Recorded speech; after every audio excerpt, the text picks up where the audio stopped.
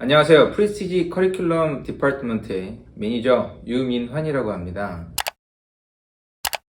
오늘은 SAT 시험에 대해서 이야기하려고 합니다. 모두 아시다시피 SAT 테스트가 디지털 테스트로 바뀝니다. 그렇다면 또 다른 질문이 생기죠. 그 디지털 테스트가 어떻게 바뀌고 우리는 앞으로 어떻게 준비해야 되는지에 대해서 여러분들께 답을 드리고자 합니다. 2022년, 2021년 코비드 때문에 많이들 힘드셨죠? 그리고 그 코비드 기간 동안 SAT 시험 관련해서 변화가 너무 많아서 또 혼란스러우셨던 것도 있을 겁니다. SAT 테스트 센터가 취소가 되고 그 다음 대학들은 학생들이 점수를 얻을 수가 없기 때문에 옵셔널로 바꾸고, 그렇다면 학생들은 계속 시험을 봐야 하는가에 대한 궁금증도 생기고 어떤 것이 나한테 유리한가에 대한 고민도 또한 생겼을 겁니다. 그렇게 혼란스러운 시간이 지나고 지금 현재 어느 정도 안정화 단계에 들어서고 있습니다. 그렇다면 지금 9학년, 10학년 학생들 앞으로 SAT를 봐야 할까? 라는 질문이 다시금 생기게 되는데요. 그 질문에 대해서 일단 세 가지를 먼저 말씀을 드리고 제 의견을 말씀드리겠습니다. 일단 첫 번째, 대학에서는 SAT 테스트를 옵셔널로 바꿨는데요. 그거를 한정적으로 바꿨다라는 겁니다. 대학에서 정한 기간이 지나고 나면 또 다른 정책을 발표는 하겠지만 아직 SAT, ACT 같은 스탠더라이즈 테스트에 대한 필요성이 줄어들지 않았다라는 점 말씀을 드리고요. 두 번째, UCLA나 UC 버클리 같은 UC 계열의 대학들 같은 경우는 SAT나 ACT 점수를 받지 않겠다라고 발표를 했습니다. 그러면서 자체 입학시험을 준비하고 있다라고 말하고 있습니다. 그만큼 스탠더라이즈 테스트에 대한 필요성은 여전히 남아있다라는 점입니다. 그리고 세 번째, MIT는 2023년 대학교 입학시험에 SAT 점수를 제출하라 라고 말하고 있습니다. 이런 이야기들을 종합적으로 생각해 볼 때 지금 현재 9학년, 10학년 학생들은 SAT나 ACT를 본다는 생각으로 차근차근 준비하시는 걸 추천드립니다.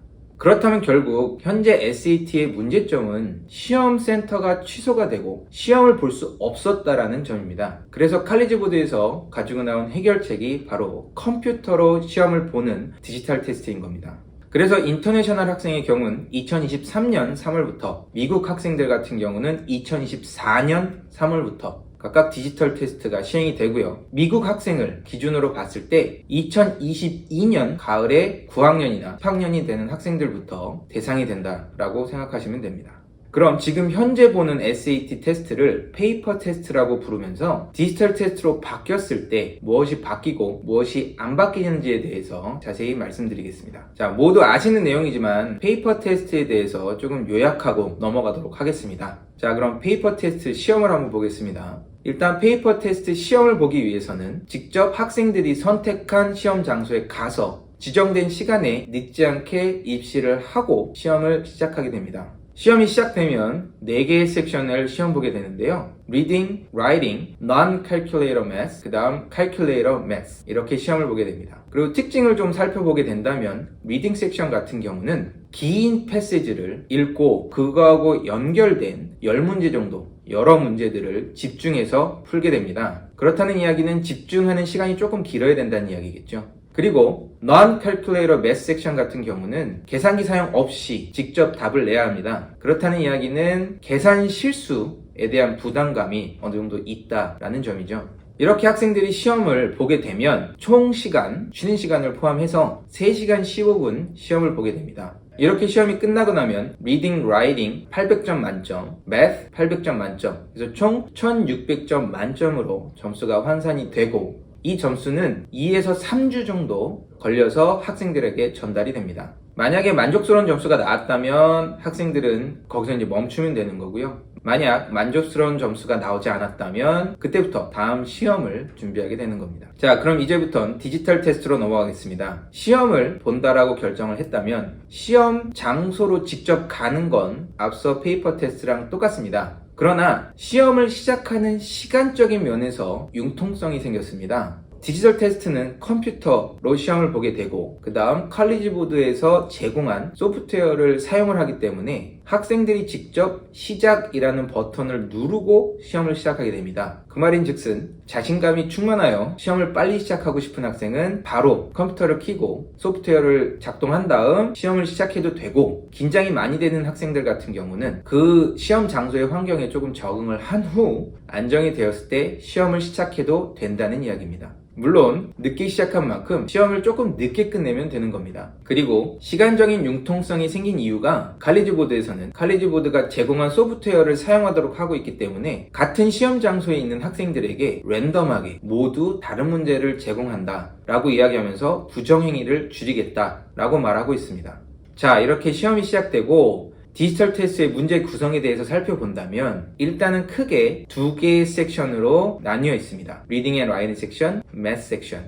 그리고 이 두 개의 섹션을 각각 두 개의 모듈이라는 걸로 다시 나누게 됩니다. 이 모듈이라는 개념은 칼리지보드가 새롭게 제시한 개념인데요. 뒤에 가서 좀 더 자세히 말씀드리겠습니다. 여기서는 간략히 말씀드린다면 아까 말씀드린 대로 하나의 섹션이 두 번 나눠서 시험을 본다 라고 생각하시면 됩니다. 물론 리딩 라이팅 섹션의 경우 리딩과 라이팅을 나누는 건 아니고요, 리딩 라이팅을 섞어서 두 번 나눠서 시험을 본다는 겁니다. 그래서 리딩 라이팅 섹션 설명을 드리면 디지털 테스트의 경우 64분 동안 54문제를 풀도록 되어 있습니다. 그런데 그것을 두 모듈로 나눠서 27문제를 32분 동안 두 번 풀도록 하는 겁니다. 그 이유도 뒤에 가서 자세히 말씀드리겠습니다. 그러면 리딩 라이팅의 특징, 문제의 특징은 어떻게 되느냐? 페이퍼 테스트에서는 긴 패시지를 또 연결된 여러 문제들을 긴 집중력을 통해서 문제를 풀어야 한다면 디지털 테스트의 경우는 그 패시지가 굉장히 짧아지고 그 다음 그 짧은 패시지에 연결된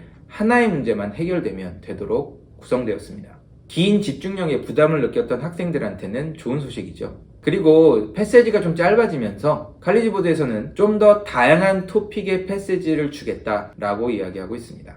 자, 다음 매스 섹션으로 넘어가게 되면 이 매스 섹션 또한 두 개의 모듈로 나뉘어 있습니다. 그래서 총 시간 70분 동안 44문제를 풀어야 하지만 두 개의 모듈로 나뉘어서 22문제를 35분, 또 다른 22문제를 35분 동안 풀면 됩니다. 물론 두 모듈 전부 다 계산기를 사용할 수 있습니다. 문제의 구성을 자세히 살펴보면 페이퍼 테스트 문제랑 크게 다르지 않습니다. 큰 변화는 없다는 겁니다. 그러나 작은 변화가 있는데요. 일단 도형 문제의 비중이 조금 더 늘어날 전망입니다. 그리고 문장제 문제, 즉 길게 설명되어 있는 문제의 경우는 줄어들게 됩니다. 학생들이 환영할 부분이죠. 자, 이렇게 시험을 보게 되면 총 시간, 물론 쉬는 시간을 포함해서 2시간 24분 동안 시험을 봅니다. 앞서 페이퍼 테스트보다 50분 정도 시험이 줄었다는 걸 알 수 있습니다. 그리고 리딩 라이팅 섹션 800점 만점, 매스 800점 만점, 그래서 총 1600점 만점으로 점수가 환산되는 건 같고요. 컴퓨터로 시험을 보기 때문에 점수가 길게는 4일 안에 학생들에게 전달이 됩니다. 만약 점수가 안 나온다면 그만큼 빠르게 다음 시험을 더 많이 준비할 수 있다는 좋은 점이 있습니다. 자, 그럼 아까 말씀드린 모듈에 대해서 다시 한번 자세하게 말씀을 드리겠습니다. 이 모듈이라는 개념은 점수와 연관이 되어 있는데요. 칼리지보드에서는 이 모듈을 통해서 좀 더 학생들의 실력을 정확히 분석하고 정확하게 점수를 내겠다라고 말을 하고 있습니다. 그렇다면 점수는 어떻게 나오느냐? 일단 시험을 봅니다. 그렇게 되면 쉬운 문제와 어려운 문제가 섞여 있는 첫 번째 모듈을 풀게 됩니다. 컴퓨터로 보는 시험이기 때문에 바로 학생들의 점수가 환산이 될 거고요. 그 학생들의 실력에 따라서 두 번째 모듈의 문제 난이도가 결정이 되는 겁니다. 그러면 다른 난이도의 문제를 풀었기 때문에 점수 또한 다르게 나올 겁니다. 좀 더 쉽게 예를 들어보자면 A 학생과 B 학생이 있다고 가정해 봅시다. A 학생의 경우 첫 번째 모듈에서 쉬운 문제는 다 맞았는데 어려운 문제를 다 틀렸다. 그렇게 되면 두 번째 모듈에서는 쉬운 레벨의 문제들을 받게 될 겁니다. 그런데 B 학생의 경우 첫 번째 모듈에서 쉬운 문제와 어려운 문제를 고루고루 틀렸다. 그렇다면 두 번째 모듈에서는 중간 난이도의 모듈을 받게 될 겁니다. 만약 두 학생이 동일한 숫자의 문제를 맞았다면 점수는 어떻게 될까요? B 학생의 경우는 어려운 문제를 더 풀고 똑같이 틀렸죠. 그렇기 때문에 A 학생보다는 B 학생의 점수가 더 높게 나온다는 이야기입니다. 즉 어려운 문제를 좀 더 해결하고 더 많이 맞춘 학생에게 더 높은 점수를 주겠다는 겁니다. 따라서 여러분도 모두 느끼셨겠지만 페이퍼 테스트의 시험 전략과 디지털 테스트의 시험 전략은 다르게 가야 한다라는 걸 다시 한번 말씀드립니다. 자, 컬리지 보드에서 제시한 디지털 테스트의 주제와 문제 토픽들을 살펴보면 페이퍼 테스트와 크게 다르지 않다는 점을 확인할 수 있습니다. 물론 리딩 앤 라이팅 섹션, 즉 리딩 라이팅이 합쳐지면서 시험에 대한 전략은 당연히 바뀌어야 합니다. 그러나 크게 봤을 때 현재 공부하는 방향을 80도 완전히 새롭게 바꿀 이유는 없다는 겁니다. 내용적인 면에서는 큰 변화가 없고 단지 외형적으로 크게 변화되었다라는 걸 말씀드립니다. 자, SAT 디지털 테스트에 대한 부모님과 학생들의 궁금증이 조금이나마 해결됐길 바랍니다. 혹시 더 궁금한 사항이나 질문 사항이 있으시면 댓글에 글을 남겨주시거나 직접 연락을 주시면 친절하게 답변을 드리겠습니다. 오늘 하루 행복한 하루 되세요. 감사합니다.